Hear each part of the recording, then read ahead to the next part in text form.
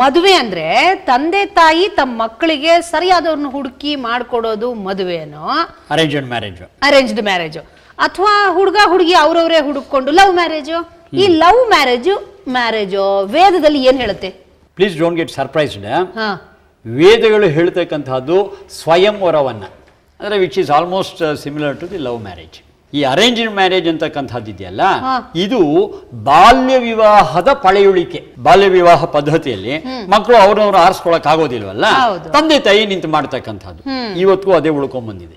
ಆದ್ರೆ ವೇದ ಹೇಳುತ್ತೆ, ಮೆಚೂರ್ಡ್ ಪ್ರಜ್ಞಾವಂತರಾಗಿರ್ತಕ್ಕಂತಹ ಯುವಕ ಯುವತಿಯರು ತಮ್ಮ ತಮ್ಮ ಬಾಳ ಸಂಗಾತಿಗಳನ್ನ ಅವರೇ ಆರಿಸ್ಕೋಬೇಕು. It is their responsibility, because it's their life, it is their future. ತಂದೆ ತಾಯಿಗಳ ಪಾತ್ರ ಏನಪ್ಪಾ ಅಂತಂದ್ರೆ ಗೈಡಿಂಗ್. ನೋಡಪ್ಪ, ನೀನ್ ಮಾಡ್ತಾ ಇರೋದ್ರಲ್ಲಿ ಇದು ಸರಿ ಇದೆ, ಇದು ತಪ್ಪಿದೆ, ಇದು ಹೀಗಲ್ಲ, ಹೀಗೆ ನಮ್ಮ ಅನುಭವದ ಮೇಲೆ ಇಷ್ಟು ಮಾರ್ಗದರ್ಶನ ಕೊಟ್ಟಿದೀವಿ, go ahead, frame your life, form your life, be happy. ಇಷ್ಟೇ ತಂದೆ ತಾಯಿಗಳ ಕರ್ತವ್ಯ. ಇದಕ್ಕೆ ಆಧಾರ ಇದೆ. ಸಾ ಮಿತ್ರಂ ವನುತೆ ಜನೇಚಿತ್ ಅಂತ ಹೇಳುತ್ತೆ. ಅಂದ್ರೆ ತನ್ನನ್ನು ವಿವಾಹವಾಗ ಬಯಸುವ ಯಾರ್ಯಾರಿದ್ದಾರೋ ಅವರಲ್ಲಿ ತನಗೆ ಬೇಕಾದ ಸ್ನೇಹಿತನನ್ನು ಕನ್ಯೆಯು ಆರಿಸಿಕೊಳ್ಳುತ್ತಾಳೆ. ನಮ್ಗೆ ಎಷ್ಟು ಆಶ್ಚರ್ಯ ಆಗುತ್ತೆ ಅಂತಂದ್ರೆ, ವೇದಗಳು ಎಷ್ಟು ಪ್ರೋಗ್ರೆಸಿವ್ ಆಗಿದೆ ಇವತ್ತಲ್ಲ, ಬಿಫೋರ್ ಥೌಸಂಡ್ಸ್ ಆಫ್ ಇಯರ್ಸ್. ಯಾರು ತಮ್ಮ ತಮ್ಮ ಬಾಳ ಸಂಗಾತಿಗಳನ್ನ ಆರಿಸ್ಕೊಳ್ತಾರೋ ಅಲ್ಲೊಂದು ಅಂಶ ಇದೆ, ಎಚ್ಚರಿಕೆಯಾಗಿ ಬುದ್ಧಿಯನ್ನು ಉಪಯೋಗಿಸಿ ಅನ್ನೋದಿದೆ. ಆರಿಸ್ಕೋತಾರೋ ಅವರ ಸಂಸಾರ ಗಟ್ಟಿಯಾಗಿರುತ್ತೆ. ಯಾರ್ದೋ ಬಲವಂತಿಕೆ, ಯಾರ್ದೋ ಒತ್ತಾಯಿಕೆ, ಇನ್ಯಾವುದೋ ಆಸೆಗೆ ಗಂಟೆಗಳು ಹಾಕೊಂಡ್ರೆ 2 ದಿವಸ ಸಂಸಾರ ಇರುತ್ತೆ, 3ನೇ ದಿವಸ ಕೋರ್ಟ್ ಮೆಟ್ಲು ಹತ್ತುತ್ತೆ. ನಾವು ನೋಡ್ತಾ ಇದ್ದೇವೆ ಇವತ್ತು ಸಮಾಜದಲ್ಲಿ. ಹಾಗಾಗಿ ತಮ್ಮ ತಮ್ಮ ಬಾಳ ಸಂಗಾತಿಗಳನ್ನ ಹಾಗೆ ಹೇಳಿದ್ನಲ್ಲ, ಎಚ್ಚರಿಕೆಯಿಂದ. ಈ ಎಚ್ಚರಿಕೆ ಅನ್ನೋದ್ರ ಬಗ್ಗೆ ಒಂದು ಸ್ವಲ್ಪ ನಾವು ವಿಚಾರ ವಿಮರ್ಶೆ ಮಾಡಬೇಕಾದ್ರೆ, ಇವತ್ತೇನಾಗಿದೆ, ಗಂಡು ಹೆಣ್ಣನ್ನು ಆರಿಸುವಾಗ ನಮಗೆ ನಮ್ಮದೇ ಆದಂತಹ ಅಳತೆಗೋಲುಗಳಿದೆ. ಒಂದು ಜಾತಿ, ಎರಡನೇದು ಜಾತಕ, ಆಮೇಲೆ ಆಸ್ತಿ ಪಾಸ್ತಿ, ಇವರ ವಿದ್ಯೆ ಕ್ವಾಲಿಫಿಕೇಶನ್ ಏನಿದೆ, ಇವ್ರ ಕೆಲಸ ಏನಿದೆ, ನೋಡಕ್ಕೆ ಚೆನ್ನಾಗಿದಾರ, ಇತ್ಯಾದಿ ಏನೇನೋ ಪ್ಯಾರಾಮೀಟರ್ಸ್ ಇಟ್ಕೊಂಡ್ಬಿಟ್ಟಿದ್ವಿ. ಆದರೆ ಸುಖ ದಾಂಪತ್ಯಕ್ಕೆ ಇವೆಲ್ಲವೂ ಕೂಡ ಇರ್ರೆಲೆವೆಂಟ್ ಮತ್ತು ಅಪ್ರಸ್ತುತ, ಪ್ರಯೋಜನವೇ ಇಲ್ಲ. ಒಂದೊಂದಾಗಿ ನೋಡೋಣ. ಈಗ ಜಾತಿ, ನಾವು ಅನೇಕ ಸಂಚಿಕೆಗಳನ್ನ ಮಾತಾಡ್ಕೊಂಡ್ ಬಂದಿದ್ದೇವೆ. ವೇದಗಳ ಹಿನ್ನೆಲೆಯಲ್ಲಿ ಇರ್ತಕ್ಕಂಥದ್ದು ಒಂದೇ ಜಾತಿ, ಮನುಷ್ಯ ಜಾತಿ. ಹಾಗಾಗಿ ಮನುಷ್ಯರ ನಡುವೆ ಮದುವೆ ನಡೆದ್ರೆ ಅದು ಸಜಾತಿಯ ವಿವಾಹವೇನೆ. ಹಾಗಾದ್ರೆ ಅಂತರ್ಜಾತಿ ವಿವಾಹ ಅಂದ್ರೆ ಏನು ಅಂತೀಯೇನೋ? ಅಂತರ್ಜಾತಿ ವಿವಾಹ ಅಂದ್ರೆ ಮನುಷ್ಯನು ಕತ್ತೆಗೂ ಗಂಟು ಹಾಕಿದ್ರೆ ಅಂತರ್ಜಾತಿ ವಿವಾಹ. ಇದು ಮನುಷ್ಯ ಜಾತಿ, ಅದು ಕತ್ತೆ ಜಾತಿ. ಅಂತರ್ಜಾತಿ ವಿವಾಹನೇ ನಾವು ತಪ್ಪರ್ಥ ಮಾಡ್ಕೊಂಡ್ಬಿಟ್ಟಿದೀವಿ. ಅನೇಕ ಕಡೆ ಈ ಜಾತಕ ನೋಡ್ತಕ್ಕಂಥ ಒಂದು ಸಂಪ್ರದಾಯ ಮಾಡ್ಕೊಂಡ್ ಬಂದ್ಬಿಟ್ಟಿದೆ. ತರ್ಕಬದ್ಧವಾಗಿ ಅದು ಎಷ್ಟು ಸರಿ ಇಲ್ಲ ಅನ್ನೋದನ್ನ 2ನೇ ಪ್ರಶ್ನೆ ಒಳಗೆ ಮುಗಿಸ್ಬಿಡ್ತೀನಿ. ಮೊದಲನೇ ಪ್ರಶ್ನೆ, ಎಲ್ಲೆಲ್ಲಿ ಜಾತಕ ನೋಡಿ ಮದುವೆ ಮಾಡಿದಾರೋ ಆ ಎಲ್ಲಾ ಮದುವೆಗಳು ಸಕ್ಸಸ್ ಆಗಿದೆಯಾ? ಖಂಡಿತ ಇಲ್ಲ. ಆಯ್ತಾ? ಎಷ್ಟೋ ಫೇಲ್ಯೂರ್ಸ್ ಇದ್ದಾವೆ. ಸೆಕೆಂಡ್ ಕ್ವಶನ್, ಎಲ್ಲೆಲ್ಲಿ ಜಾತಕ ನೋಡದೆ ಮದುವೆ ಮಾಡಿದಾರೋ ಅಲ್ಲೆಲ್ಲ ಮದುವೆಗಳೆಲ್ಲ ಕೆಟ್ಟ ಹೋಗ್ಬಿಟ್ಟಿದ್ಯಾ? ಇಲ್ಲ ಇಲ್ಲ, ಎಷ್ಟೊಂದ್ ಜನ ಚೆನ್ನಾಗಿ ಜೀವನ ಮಾಡ್ತಿದಾರಲ್ಲ. ಆಯ್ತಲ್ಲಮ್ಮ, 2 ಪ್ರಶ್ನೆಗೆ ಬಂದು ಉತ್ತರ ತಗೊಂಡು ಆಲೋಚನೆ ಮಾಡಿದ್ರೆ ಸುಖ ದಾಂಪತ್ಯಕ್ಕೂ ಜಾತಕಕ್ಕೂ ಸಂಬಂಧ ಇಲ್ಲ ಅಂತ ಮೇಲೇನೆ ನಿಶ್ಚಯ ಆಗ್ಬಿಡುತ್ತೆ. ಇನ್ನು ಅದಕ್ಕಿಂತ ಹೆಚ್ಚು ವಿಮರ್ಶೆ ಮಾಡಬೇಕಾದ ಅವಶ್ಯಕತೆ ಇಲ್ಲ. That is also irrelevant. ಇನ್ನೇನು, ಅವರ ಎಜುಕೇಶನ್ ಕ್ವಾಲಿಫಿಕೇಶನ್ ಅಂತೀವಿ. ಎಜುಕೇಶನ್ ಕ್ವಾಲಿಫಿಕೇಶನ್ ಇವತ್ತಿನ ಶಾಲೆ ಕಾಲೇಜುಗಳಲ್ಲಿ ಮಾರ್ಕ್ಸು, ಸರ್ಟಿಫಿಕೇಟು ಇದ್ರ ಮೇಲೆ ನಿಂತಿರೋದು. ಸರ್ಟಿಫಿಕೇಟ್ ಬೇಕಾದ್ರೆ ಕೊಂಡ್ಕೋಬಹುದು ನಾವು. ಅದರ ಮೇಲೆ ನಾವು ವ್ಯಕ್ತಿಗಳನ್ನ ಹೊಂದಾಣಿಕೆ ಮಾಡೋದು ಹೇಗಾಗುತ್ತೆ? ನಾವು ಅವ್ರನ್ನ ಹೊಂದಾಣಿಕೆ ಮಾಡಬೇಕಾದ್ದು ಅವರ ಬುದ್ಧಿಮಟ್ಟ ಹೇಗಿದೆ ಅನ್ನೋದ್ರ ಮೇಲೆ. ಇವತ್ತಿನ ಸರ್ಟಿಫಿಕೇಟ್ಗೂ ಬುದ್ಧಿಮಟ್ಟಕ್ಕೂ ಸಂಬಂಧ ಇಲ್ಲ. ಬುದ್ಧಿ ಇಲ್ದವ್ರಿಗೂ ಸರ್ಟಿಫಿಕೇಟ್ ಸಿಗುತ್ತೆ, ಬುದ್ಧಿ ಇರೋರಿಗೆ ಸರ್ಟಿಫಿಕೇಟ್ ಸಿಗದೇ ಇರೋ ಸಾಧ್ಯತೆಯೂ ಇದೆ. ಬುದ್ಧಿಮಟ್ಟ ನೋಡಬೇಕು. ಹುಡುಗನ ಬುದ್ಧಿಮಟ್ಟ ಏನು, ಹುಡುಗಿ ಬುದ್ಧಿಮಟ್ಟ ಏನು ಅಂತ ನೋಡಿ ಅವರಿಬ್ಬರಿಗೂ ಹೊಂದಾಣಿಕೆ ಮಾಡಿದ್ರೆ ಸಂಸಾರ ಚೆನ್ನಾಗಿರುತ್ತೆ. That is real qualification. ಇದಲ್ಲ. ಹಣಕಾಸಿನ ವಿಚಾರಕ್ಕೆ ಬಂದಾಗ ಒಬ್ರು ಐಶ್ವರ್ಯವಂತರು ಇರಬಹುದು ಅಥವಾ ಒಬ್ರು ಬಡವರು ಇರಬಹುದು, ಫೈನ್.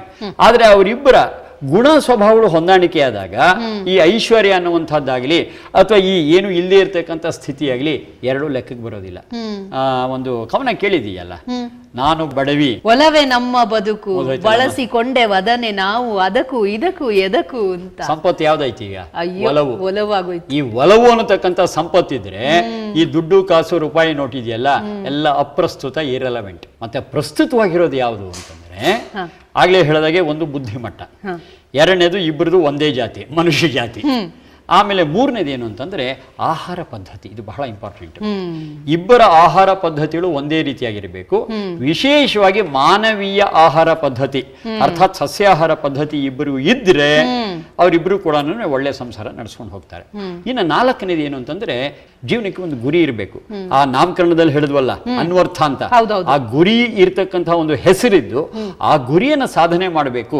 ಆ ಗುರಿಯಲ್ಲಿ ಇಬ್ಬರಿಗೂ ಹೊಂದಾಣಿಕೆ ಇದೆ ಅಂತಂದ್ರೆ ಒಟ್ಟಿಗೆ ಅವರು ಜೀವನದಲ್ಲಿ ಕೆಲಸ ಮಾಡೋದಕ್ಕೆ ಸಾಧ್ಯ ಆಗುತ್ತೆ, ಗುರಿ ತಲುಪೋದಕ್ಕಾಗತ್ತೆ. ಈ ಸ್ವಭಾವದಲ್ಲಿ ಇನ್ನೊಂದು ಅಂಶ ಏನು ಅಂತಂದ್ರೆ ಈ ಧಾರಾಳತನ ಮತ್ತೆ ಹಿಡಿತ.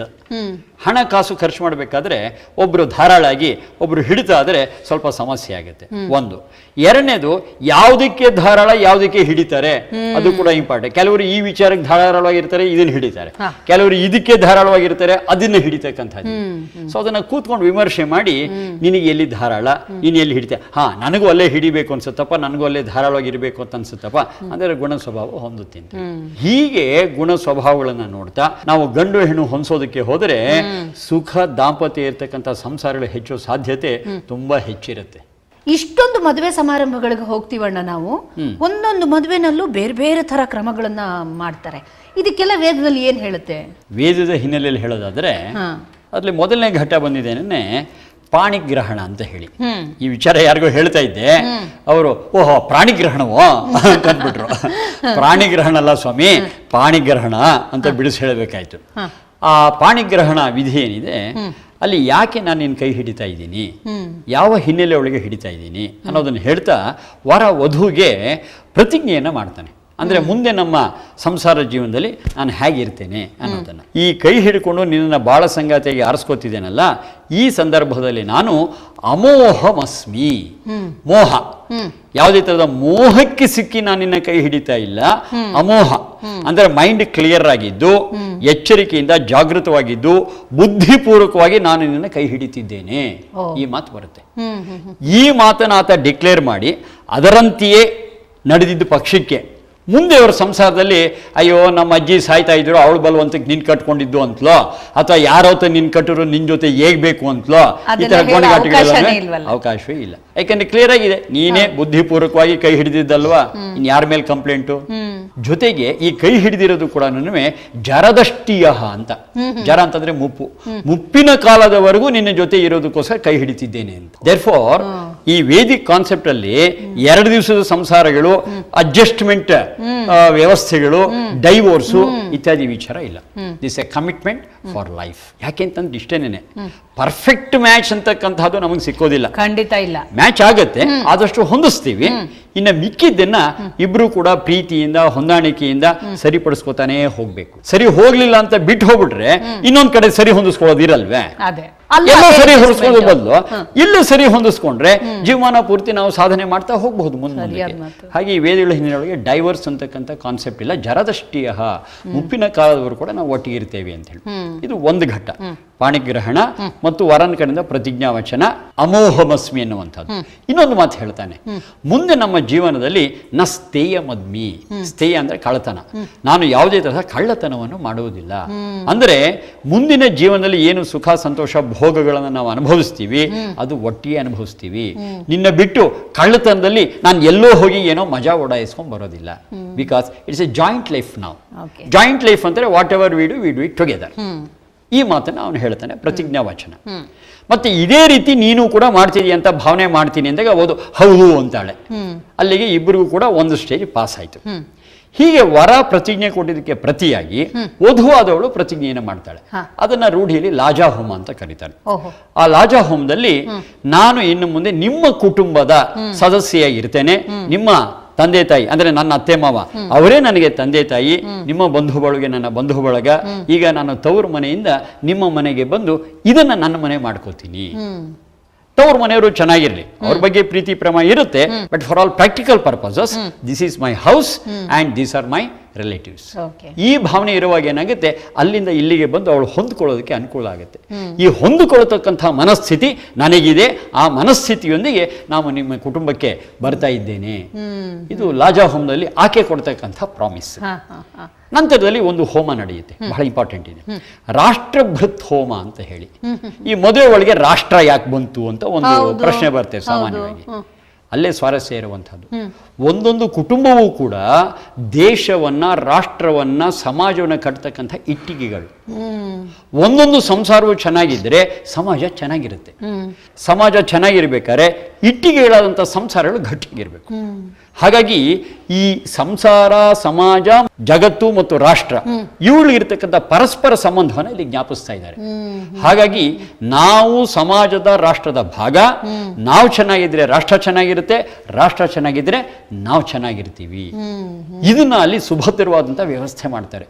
ಇವತ್ತು ಇದು ಕೆಟ್ಟಿರೋದ್ರಿಂದ ಏನಾಗಿದೆ, ನಮಗೆ ರಾಷ್ಟ್ರದ ಬಗ್ಗೆ ಚಿಂತನೆ ಇಲ್ಲ, ಸಮಾಜದ ಅಭಿವೃದ್ಧಿ ಬಗ್ಗೆ ಚಿಂತನೆ ಇಲ್ಲ. ನಾನು, ನನ್ನ ಹೆಂಡತಿ, ನನ್ನ ಮಕ್ಕಳು, ನನ್ನ ಸಂಸಾರ. ಹಾಗಾಗಿ ಸಮಾಜದಿಂದ ಇವರು ಬೇರ್ಪಡಿಸ್ಕೊಂಡ್ಬಿಡ್ತಾರೆ. ಆದರೆ ಸಮಾಜಕ್ಕೆ ಬೆರಿಬೇಕು ಅನ್ನೋದಾದರೆ ಈ ರಾಷ್ಟ್ರಭೃತ್ ಯಜ್ಞದಲ್ಲಿರ್ತಕ್ಕಂಥ ಮಂತ್ರಗಳನ್ನ ಅರ್ಥ ಮಾಡ್ಕೋಬೇಕು.